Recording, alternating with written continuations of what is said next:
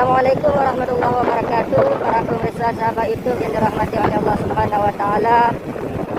Inilah nanti malam sama-sama kita hadiri acara dalam rangka yaitu Ratib 1000 beserta membuka tirai gapura Tauhid Sufi Aceh Barat.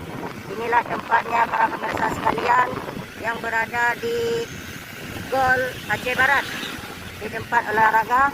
Di depan kalian ini dari berbagai dari daerah-daerah yang lain menuju ke Melabuh Aceh Barat, sehingga kita lihat di sini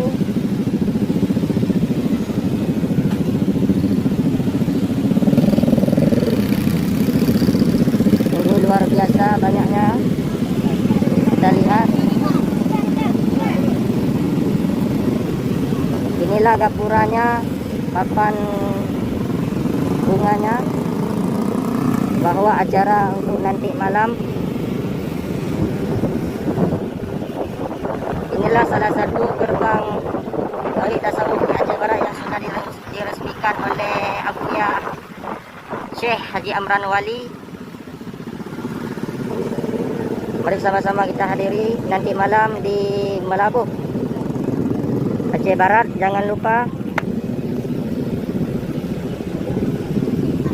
inilah lambangnya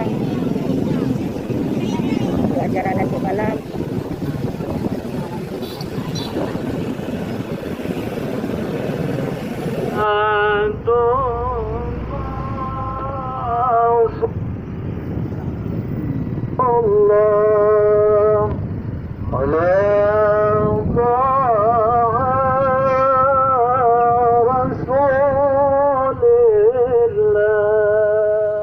Alarm.